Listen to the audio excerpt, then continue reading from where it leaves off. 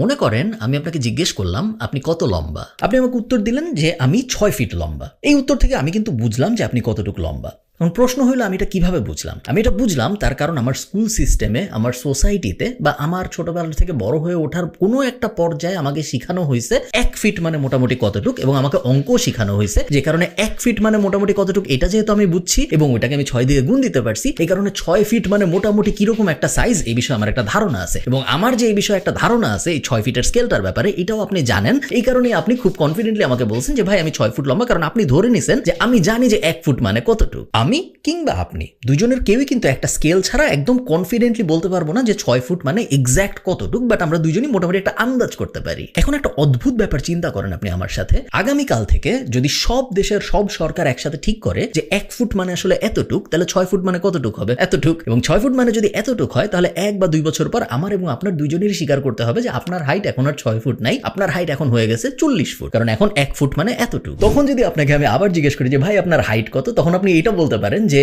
নতুন স্কেলের হিসাবে আমার হাইট 40 ফুট, কিন্তু পুরান স্কেলের হিসাবে আমার হাইট ছিল 6 ফুট। এই যে ব্যাপারটা যে একটা জিনিসের মান বদলায় দেওয়ার কারণে ওইটা টোটাল ভ্যালু বদলায় যাওয়া, এই জিনিসটা 1971 সালে একবার হয় এবং এই জিনিসটা করে আমেরিকার তৎকালীন প্রেসিডেন্ট নিক্সন। নিক্সনের কাছে আমরা ফেরত আসবো, বাট তার আগে আমাদের টাকার ব্যাপারে একটু জানতে হবে। অনেক আগের কথা, মানুষ তখন আস্তে আস্তে কলোনি বানানোর দিকে যাচ্ছে হান্টার গ্যাদারার থেকে বের হয়ে এসে। আপনি জানেন যে সিভিলাইজেশনের শুরুর দিকে, মনুষ্যজাতির শুরুর দিকে চাকরি বলে কিছু ছিল না। সবাই নিজের উপার্জন নিজে করতো। যে ক্ষেত খামার করে সে ক্ষেত খামার করতো, যে পশুপালন করে সে পশুপালন করতো। চাকরি ব্যাপারটা কিন্তু সিভিলাইজেশনের শুরুতে আসে নাই। এরপরে আস্তে আস্তে যখন কলোনি শুরু হয়, আস্তে আস্তে ছোট ছোট গ্রাম শুরু হয়, তখন একটা সমস্যা দেখা দেয়। সমস্যাটা কি? কেউ চাষ করতে পারে ভালো, কেউ আবার শিকার করতে পারে ভালো। এখন 1 কেজি চালের ইকুইভ্যালেন্ট কয় কেজি মাংস হবে বা ভাইস ভার্সা, এটার তো কোনো ইউনিভার্সাল রুল নাই। যে শিকার ভালো করতে পারে সে বলে যে শিকার করা খুবই কঠিন একটা কাজ, শিকার করায় মৃত্যুর ঝুঁকি থাকে। আমার মনে হয় আমি যদি আপনাকে 1 কেজি মাংস দেই শিকারের, আপনার আমাকে 20 কেজি চাল দেওয়া উচিত। আবার যে চাল ফলায়, গম ফলায়, শস্য ফলায়, সে বলে যে আমার পুরো 6 মাস 7 মাস লাগে শস্য ফলাইতে, পানি দিতে হয়, রেগুলার টেক কেয়ার করতে হয়। আমার মতে 1 কেজি শস্যের জন্য আমার 5 কেজি মাংস পাওয়া উচিত।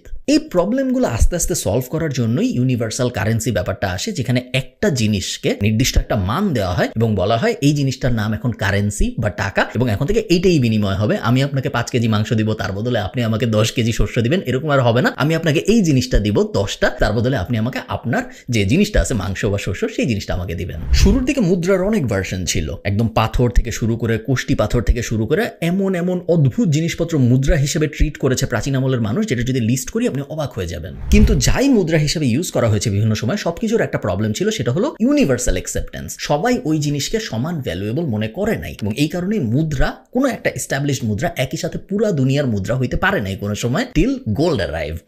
গোল্ড যখন প্রথম পৃথিবীতে আবিষ্কার হয়, তখন আস্তে আস্তে পুরা দুনিয়া একসাথে একমত হয় যে গোল্ড এমন একটা জিনিস যেটাকে আমরা বিনিময়ের মাধ্যম হিসেবে ব্যবহার করতে পারি, এবং আমাকে যদি গোল্ড দেওয়া হয় আমি গোল্ড ইজিলি অ্যাকসেপ্ট করব, এবং আমি যদি কাউকে গোল্ড দিয়ে তার কাছে কোনো কিছু চাই, সে ওই গোল্ডটা অ্যাকসেপ্ট করবে, কারণ সে জানে বাকি পুরো দুনিয়াও গোল্ড অ্যাকসেপ্ট করে। শুরু হয় একটা কারেন্সির যুগ, যে কারেন্সিকে বলা হয় গোল্ড কারেন্সি। আপনারা অনেকে স্বর্ণ যুগ কথাটার সাথে পরিচিত, তাই না? আমরা যখন কোনো একটা যুগ খুব ভালো যে আমরা বলি এটা একটা স্বর্ণ যুগ ছিল। স্বর্ণ যুগ এই কথাটা এসেছে তার কারণ একটা যুগকে, সেই যুগটা কত ভালো এটাকে গোল্ড স্ট্যান্ডার্ডে যখন আমরা মাপি, তখন স্বর্ণ এবং যুগ এই দুইটা মিলায় ওই যুগটাকে বলা হয় স্বর্ণ যুগ। গোল্ড যেহেতু অনেক দামি জিনিস, তো স্বর্ণ যুগ মানে হলো অনেক ভালো, অনেক দামি একটা যুগ। আচ্ছা, গোল্ড স্ট্যান্ডার্ড সেট হয়ে গেল, পুরো দুনিয়া গোল্ড অ্যাকসেপ্ট করা শুরু করলো। 1944 সালে দ্বিতীয় বিশ্বযুদ্ধ যখন শেষ হচ্ছে, আপনারা জানেন যে 1939 থেকে 1945 পর্যন্ত সেকেন্ড ওয়ার্ল্ড ওয়ার হয়েছে। 1944-এ যখন প্রায় শেষের দিকে দ্বিতীয় বিশ্বযুদ্ধ, তখন আমেরিকার ব্রেটন উড বলে একটা জায়গা আছে, ওখানে 44টা দেশের প্রেসিডেন্টরা একটা মিটিংয়ে বসে। মিটিংয়ে বসার কারণ কি?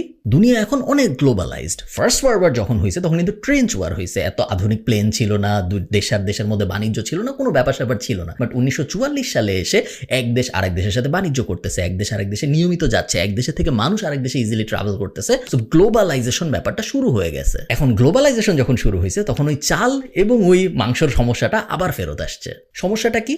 প্রত্যেকটা দেশেরই এখন নিজেদের কারেন্সি আছে। ব্রিটেনের আছে পাউন্ড, আমেরিকার আছে ডলার, অমুক দেশের আছে তমুক জিনিস। প্রত্যেকটা দেশই মনে করে আমার কারেন্সি সেরা, আমার কারেন্সি অনেক পাওয়ারফুল। ঠিক যেরকম যে শিকার করতো সে মনে করতো মাংসের দাম বেশি, ভার্সেস যে শস্য ফলাইতো সে মনে করতো গমের দাম বেশি। একইভাবে ব্রিটেন মনে করতেছে পাউন্ড অনেক দামি জিনিস, আমেরিকা মনে করতেছে ডলার অনেক দামি জিনিস, সব দেশ মনে করতেছে তার কারেন্সি অনেক দামি জিনিস। সো এই সেম প্রবলেম সলভ করতে আসলে প্রেসিডেন্টরা বসে যে আমাদের একটা ইউনিভার্সাল কারেন্সি দরকার, যেটার এগেইনস্টে আমরা আমাদের নিজেদের কারেন্সিগুলোকে পরিমাপ করতে পারবো। এখন দ্বিতীয় বিশ্বযুদ্ধ যখন শেষ হচ্ছে 1944-45 এরকম টাইমে, এরকম সময় আমেরিকার কাছে পৃথিবীর গোল্ডের 50%-এরও বেশি মজুদ ছিল। আমেরিকার কাছে যেহেতু সবচেয়ে বেশি গোল্ড সেই সময়, এবং সবাই মোটামুটি একমত ছিল যে গোল্ড সবচেয়ে পাওয়ারফুল একটা জিনিস এবং গোল্ড সবচেয়ে গ্লোবালি অ্যাকসেপ্টেড একটা কারেন্সি। সো এই জিনিসটা সিদ্ধান্তে আসে ওই 44টা দেশের প্রেসিডেন্ট যে এখন থেকে আমরা এক দেশের সাথে আরেক দেশের যখন বাণিজ্য করব তখন আমরা আমেরিকান ডলার ব্যবহার করব, নিজের দেশের ভিতরে আমরা নিজেদের কারেন্সি ব্যবহার করব, বাট এক দেশ যখন আরেক দেশ থেকে কোনো একটা কিছু কিনবে সেটা যাই হোক আমরা ওই জিনিস ডলার দিয়ে কিনবো। এবং আমেরিকা বলে যে তোমরা ডলার দিয়ে কিনো, কোনো সমস্যা নেই, তোমার এটা বলতেও হবে না যে আমেরিকান ডলার খুব পাওয়ারফুল একটা জিনিস, কারণ প্রত্যেক আমেরিকান ডলার 28 গ্রাম সোনার সমান। সো আপনি চিন্তা করেন, মনে করেন আপনি ব্রিটেন, আপনি ঠিক করলেন যে আপনার দুধ কিনতে হবে সুইজারল্যান্ডের কাছ থেকে, আপনি সুইজারল্যান্ডকে ডলারে টাকা দিবেন, সুইজারল্যান্ড আপনাকে দুধ দিবে, এবং এই ডলার আপনি চাইলে নিজের কাছে রাখতে পারেন যেন পরে আবার এই ডলার দিয়ে অন্য কারো কাছ থেকে অন্য কিছু কেনা যায়, অথবা আপনি এই ডলার আমেরিকাকে ফেরত দিলে আমেরিকা প্রত্যেক ডলারের জন্য 28 গ্রাম গোল্ড আপনাকে ফেরত দিয়ে দিবে। সো গোল্ড স্ট্যান্ডার্ডেই আমরা থাকলাম, বাট কারেন্সিটা হয়ে গেল ডলার, যেটা দিয়ে বিনিময় হবে। এই জিনিসটা যেহেতু ব্রেটন উড নামের জায়গাটায় হয়, এই কারণে এই পুরো ব্যাপারটাকে বলা হয় ব্রেটন উড এগ্রিমেন্ট। তো এরপরের 20 বছর মোটামুটি ঠিকভাবেই চলতেছিল। সেকেন্ড ওয়ার্ল্ড ওয়ার শেষ হয়, আমেরিকার ডমিনেন্স আরো বাড়ে এবং সব দেশ মোটামুটি ভাবে ডলারে কেনা বেচা করে হ্যাপি, কারো কোনো বড় ধরনের সমস্যা হচ্ছে না, কেউ অ্যাকচুয়ালি ডলার দিয়ে আবার গোল্ড ফেরতও নিচ্ছে না, কারণ সবাই একসেপ্ট করে নিছে যে আমেরিকা যেহেতু পাওয়ারফুল একটা দেশ, ডলারের তেমন কোনো সমস্যা হচ্ছে না। সে আমেরিকার কাছে তো গোল্ড আছে, আমি জানি, আমার কাছে ডলারই থাক, আবার ডলার ভাঙায় গোল্ড করবো, আবার তারপর কোনো কিছু কিনতে হলে গোল্ড ভাঙায় ডলার করতে হবে, এই ঝামেলার মধ্যে আমি কেন যাবো, আমি ডলারই রেখে দিই আমার কাছে। কিন্তু এরপরে আস্তে আস্তে আমেরিকার একটু ডাউনফল শুরু হয় ভিয়েতনাম ওয়ার টাইপ যুদ্ধ দিয়ে। যখন আমেরিকা আস্তে আস্তে বিভিন্ন যুদ্ধটুদ্ধতে জড়ায় পড়ে এবং আমেরিকার ডমিনেন্স প্রমিনেন্ট হয়, সব দেশ আস্তে আস্তে আমেরিকাকে একটু একটু খারাপ ভাবা শুরু করে, তখন সব দেশের মাথায় প্রথমে যে ব্যাপারটা আসে সেটা হলো আমেরিকান ডলার তো আমি আর ইউজ করবো না। আমেরিকা ভিয়েতনামে যুদ্ধ করতেছে, আমেরিকার জাপানের সাথে সমস্যা, আমেরিকার তাইওয়ানের সাথে সমস্যা, চায়নার সাথে সমস্যা, এই সমস্যা ওই সমস্যা, আমি আমেরিকাকে আর সাপোর্ট করতে চাই না, আমি আমেরিকার ডলার আর ইউজ করবো না। জার্মানি প্রথম, তখন কিন্তু জার্মানি ভাগ হয়নি, তার আগের কথা বলতেছি, জার্মানি প্রথম তাদের সব ডলার ফেরত দিয়ে গোল্ডে কনভার্ট করে ফেলে সবকিছু। তখন বাকি দেশগুলো একটু অবাক হয় যে আচ্ছা, আমরা যদি ডলার রাখি, বাকি কেউ যদি ডলার না রাখে, তাহলে তো আমাদের শুধু এই ডলার রেখে কোনো লাভ নাই, তাই না? কারণ আমরা যখন কাউকে ডলার দিতে যাব তার দুধ কেনার বদলে সে ওই ডলার একসেপ্ট করবে না, কারণ বাকি সবাই ডলার থেকে বের হয়ে যাচ্ছে। সো আমরা কি করব? সেকেন্ড দেশ হয় সুইজারল্যান্ড। সুইজারল্যান্ড প্রায় $50 মিলিয়ন গোল্ডে কনভার্ট করে, $50 মিলিয়ন ফেরত দিয়ে দেয় আমেরিকাকে এবং বলে আমাদের গোল্ড ফেরত দিয়ে দাও। আমেরিকা বুঝতে পারে যে সবাইকে যদি গোল্ড ফেরত দিয়ে দিই আমরা, তাহলে একটা বড় সমস্যা হবে, সেটা হলো আমেরিকার গ্লোবাল ডমিনেন্স শেষ হয়ে যাবে, কারণ কেউ আর ডলার ব্যবহার করবে না। এই সমস্যার থেকে বের হইতে কি করা যায়? 1971 সালে অনেক অনেক গোপন ডিসকাশনের পর প্রেসিডেন্ট নিক্সন একটা ঘোষণা দেয়। উনি বলে এখন থেকে আমেরিকার ডলার গোল্ড স্ট্যান্ডার্ড থেকে বের হয়ে যাচ্ছে, এখন থেকে আমেরিকার ডলারের সাথে গোল্ডের কোনো সম্পর্ক থাকবে না। এই ব্যাপারটাকে বলা হয় নিক্সন শক। আপনি একটু চিন্তা করেন ব্যাপারটা কি হইলো। নিক্সন শকের আগ পর্যন্ত আপনার কাছে $1 ছিল মানে হলো আপনার কাছে 800 মিলিগ্রাম গোল্ড ছিল। হ্যাঁ, আপনার কাছে গোল্ডটা ফিজিক্যালি ছিল না, বাট আপনি জানতেন যে এই $1 800 মিলিগ্রাম গোল্ড রিপ্রেজেন্ট করে, যেই গোল্ডটা আমেরিকান সরকারের কাছে রাখা আছে, আমি চাইলেই আমেরিকান সরকারকে আমার এই ডলারটা ফেরত দিতে পারি এবং তার বদলে সে আমাকে আবার গোল্ড দিয়ে দিবে। কিন্তু 71-এর এই ঘোষণার পরে যে ব্যাপারটা হলো সেটা হলো এখন থেকে গোল্ড এবং আমেরিকান ডলারের কোনো সম্পর্ক নাই। ইকোনমিক্সের ভাষায় এই ব্যাপারটাকে বলা হয় গোল্ড স্ট্যান্ডার্ড থেকে আমেরিকান ডলার বের হয়ে গেল। তাহলে নেক্সট অবভিয়াস প্রশ্ন যেটা আসবে সেটা হলো গোল্ড এবং ডলারের যেহেতু এখন আর কোনো সম্পর্ক নাই, তাহলে $1 কতটুকু গোল্ড পাওয়া যাবে, বা আমি যদি 1 গ্রাম গোল্ড কিনতে চাই আমার কতটুকু ডলার দিতে হবে, এটা কে ঠিক করবে? এটার উত্তর হলো